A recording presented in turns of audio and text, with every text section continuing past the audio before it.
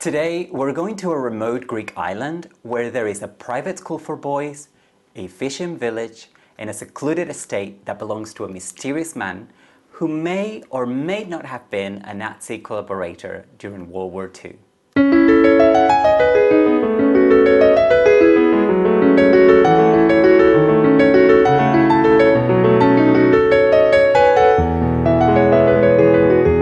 The Magus is a novel by the English writer John Fowles. It was first published in 1965, but later its author revised it, rewrote some scenes, and changed some of the details.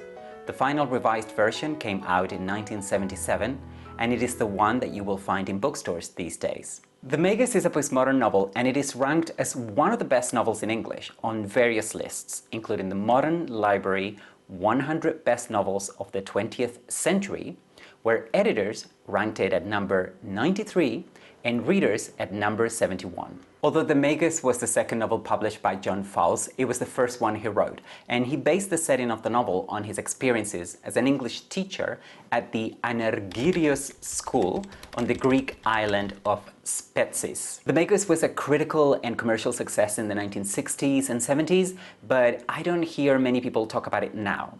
It is true that some of the attitudes in the book may seem out of date to us now, mostly in how it portrays heterosexual relationships. But reading The Magus recently was quite an experience for me. This novel is definitely worth reading. So let us head down to Greece and sail off the mainland to the small island of Fraxus.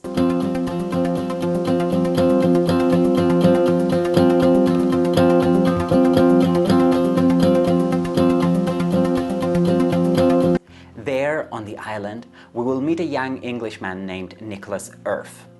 But the novel doesn't begin at Fraxus, so let's go back a little bit. We first meet Nicholas back in England. This is the 1950s, and not even London has much to offer a young Oxford graduate. Nicholas, who is also an aspiring poet, is bored with his life and seeks an opportunity, any opportunity, to work overseas. The destination matters little to him at that point. One evening at a party, Nicholas meets Alison Kelly, an Australian girl who works as an air hostess. They begin an intense yet brief relationship.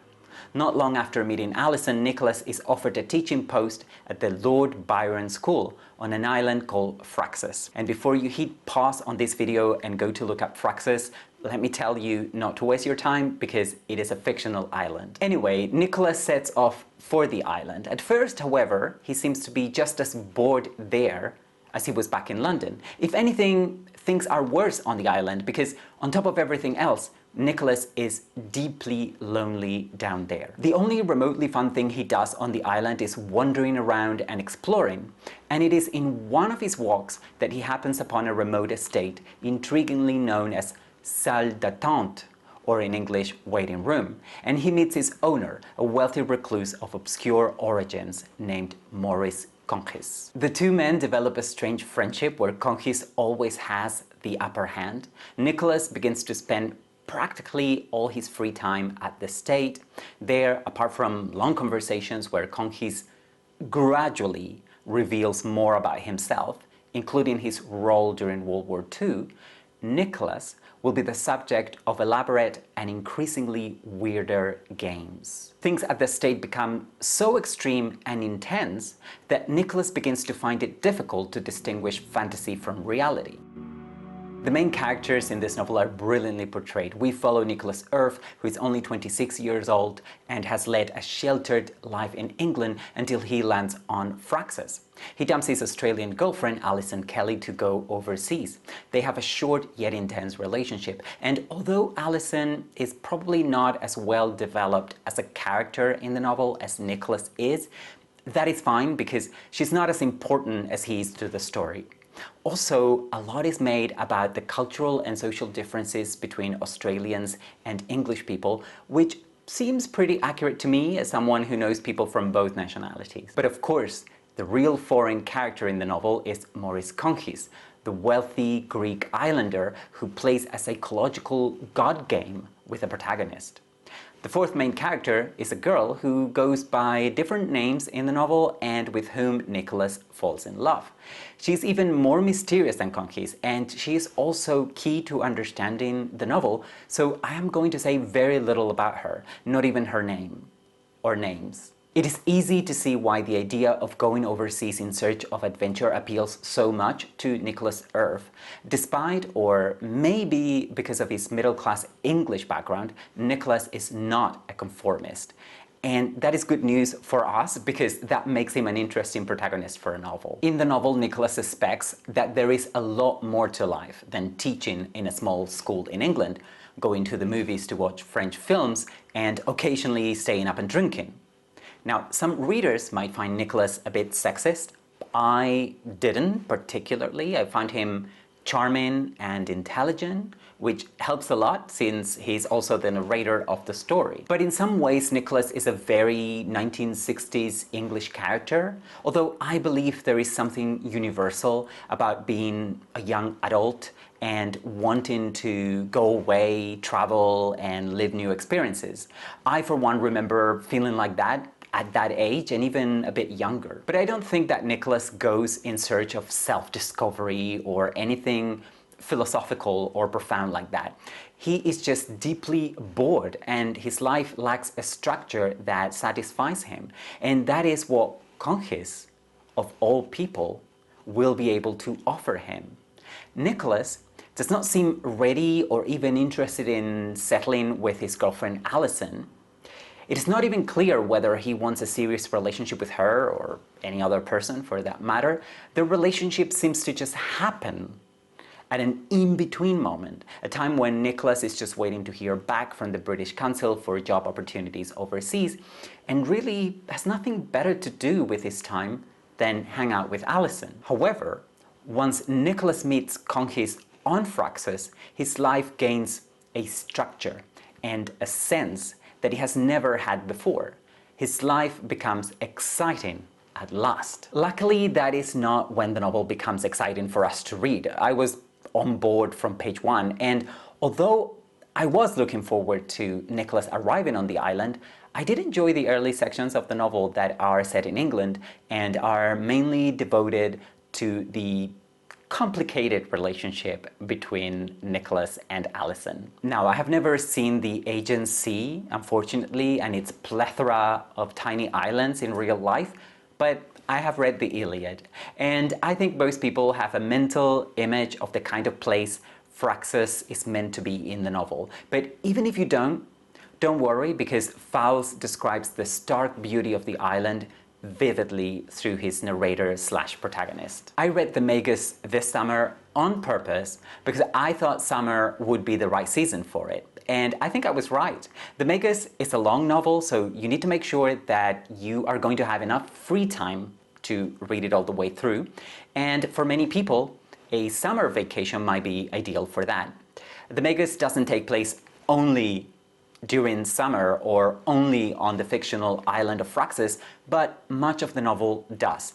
And that evocative setting on a Greek island makes it ideal reading material for hot weather. But please don't take from this that the Magus is a beach read, meaning something undemanding for which you only need to use a small percentage of your attention and intelligence as you lounge or sunbathe. The Magus is a challenging novel, and it only gets more challenging the more you read it. You see, in the novel, Nicholas is time and time again deceived by Conquis, and each time he does, what is going on becomes less clear. The plot of the Magus is gloriously unpredictable. There are many plot twists that you will not see coming, so you need to pay attention lest you lose the thread. And you also need to be prepared for being challenged. If you are not the kind of reader that likes to be challenged by books, then I would honestly recommend you do not pick up the Magus. But if you think you might be up for the challenge, I have a humble piece of advice for you too. Do not try to understand everything you read in this novel, and instead just allow yourself to enjoy the experience. The Magus is an ambitious novel, and it has an open ending. It is also a piece of fiction that lends itself to having different interpretations, and that, to me, makes it fascinating, but it can also make it maddeningly confusing and even frustrating to some readers. That was not my experience, though. I did enjoy the whole ride, and I didn't expect to get all the answers or a clear-cut resolution at the end. To be fair, you will probably get answers to at least some of your questions, but not to all of them. I think the Magus is better at raising questions than at answering them, and I do prefer that to didactic novels that push the readers into a specific way of thinking or try to teach them lessons that they can take away with them. Also, if you enjoy literary references, there is plenty for you to sink your teeth into with the Magus. The most obvious literary reference is to Shakespeare's comic play The Tempest, which I have already reviewed on this channel. And for readers familiar with The Tempest, it is easy to see Conchis as the Prospero of Fraxus. Another Shakespearean reference is to Othello, but if you pay enough attention, you will also notice references to two very famous English novels, Alice's Adventures in Wonderland by Lewis Carroll and Great Expectations by Charles Dickens. And of course, there are plenty of obligatory references to ancient Greek mythology, art, and philosophy. I don't know if the Magus was one of the inspirations behind the Lost TV series, remember that? But if you watch that show and were okay with how it ended, I don't think you will have a problem with the Magus. I read that Fowles originally wanted to call his novel The God Game, which would have been a rather obvious title, but thankfully he chose instead The Magus, which is a much better title. Now, the word Magus means sorcerer or magician, but here it refers to a tarot card, which is also referred to as the magician or the juggler. I don't know anything about the tarot, and I imagine most people watching this video won't either, but if you do, please feel free to share the meaning or significance of that card in the comment section below. All I know is that the Magus evokes something mysterious and slightly supernatural, and that fits this novel perfectly. In the novel, Conchis is the magician who plays tricks on the protagonist, and because the protagonist is also the narrator, in a way, you can say that Conchis is also playing those same tricks on us. The Magus is an ambitious novel. It is gorgeous, and not as baggy as you may think. It is also a magnificent book that is incredibly difficult to classify. So let me read you some fragments from the novel to help you see the tone and the style and how beautiful the writing is. So this is from the very beginning of the novel. I was born in 1927, the only child of middle-class parents, both English, and themselves born in the grotesquely elongated shadow, which they never rose sufficiently above history to leave, of that monstrous dwarf, Queen Victoria. I was sent to a public school. I wasted 2 years doing my national service. I went to Oxford, and there I began to discover I was not the person I wanted to be. I had long before made the discovery that I lacked the parents and ancestors I needed. My father was, through being the right age at the right time, rather than through any great professional talent, a brigadier.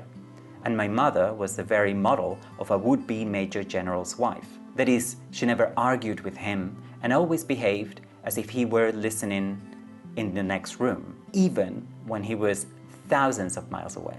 I saw very little of my father during the war, and in his long absences I used to build up a more or less immaculate conception of him, which he generally, a bad but appropriate pun, shattered within the first 48 hours of his leave. Like all men not really up to their jobs, he was a stickler for externals and petty quotidian things, and in lieu of an intellect, he had accumulated an armory of capitalized keywords like discipline and tradition and responsibility. If I ever dared, I seldom did, to argue with him, he would produce one of these totem words and cosh me with it, as no doubt in similar circumstances he coshed his subalterns. If only still refuse. If one still refused to lie down and die, he lost or loosed his temper. His temper was like a violent red dog, and he always had it close to hand. Although this novel can be pretentious at times, it is not because of the writing style, but rather because of the references and ideas behind it. So I don't think there is anything particularly difficult or annoying about the writing style. Often Fowles can be sharp in his observations. For example, at some point in the novel, Nicholas must return to London, and he describes the English capital as follows. If Rome, a city of the vulgar living, had been depressing after Greece, London, a city of the drab dead, was 50 times worse. But the novel can also get dark and a bit lofty, so let me give you a short passage that some readers might find slightly pretentious and even roll their eyes at, even though other readers might love this novel for writing like this. One of the great fallacies of our time is that the Nazis rose to power because they imposed order on chaos. Precisely the opposite is true. They were successful because they imposed chaos on order. They tore up the commandments, they denied the superego what you will.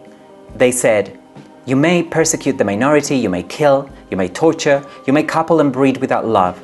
They offered humanity all its great temptations. Nothing is true, everything is permitted. You know, although you might not realize this from what I have said so far, at its heart, the Magus is also a love story. There are two romances in the story. I have only mentioned one because the other is difficult to discuss without massively spoiling the plot of the novel and some of its twists. And knowing those twists in advance would make the reading experience a lot less fun, and I wouldn't want to be responsible for that. So instead, let's look at some questions. Why is Conchis playing a god game with Nicholas? Why Nicholas of all people? Who is really Conchis? And what role did he actually play during World War II when Fraxus was occupied by the Germans? Was he a Nazi collaborator or not? These are just some of the questions that you will ask yourself as you read the novel. And I'm sure different readers will also have other questions apart from these. Okay, so I said at the beginning of this video that the Magus is a postmodernist novel. I'm not going to explain what that is because that could take a series of videos to do that. Instead, what I'm going to do is I'm going to just give you a couple of names of authors whose work is often also considered postmodern. So if you like the work of those authors, you might also like the Magus and vice versa. So the writers are, among others, William Burroughs, Thomas Pynchon, Kurt Vonnegut, and if you want something a little bit more recent, Don DeLillo, David Foster Wallace, or Michael Chabon. I must say that I wish I had read the Magus when I was in my 20s, because I think it would have been easier for me to identify with Nicholas Earph's longing, his wanderlust, and general boredom with what life and jobs have to offer. But at any age you read this novel, the Magus is a feast of the imagination. It is sensual, it is evocative. Minor aspects of it may seem out of date to us now, but this novel as a whole has stood the test of time. The Second World War and Nazis are not within living memory now for most people anymore, but this novel continues to be contemporary. I enjoy reading the Magus. The pacing and the plot twists were great. It is a long novel. My copy here has over 600 pages, and yet I devoured this book over just a few days of feverishly extensive, long reading sessions. And I actually recommend you read it in as few sittings as possible. And that is not something I often say about reading literature. I usually recommend to savor what we read and take however long we need, but reading the Magus can be a giddy experience if done wrong, meaning trying too hard to understand the novel instead of letting yourself get transported by it. I can see myself coming back to the Magus in a few years and rereading it, or maybe on the next sleepless night during a heatwave. But I must also say that this novel can be a little bit too confusing and unnecessarily pretentious, at least at certain points. So I give the Magus by John Fowles 4 out of 5 stars.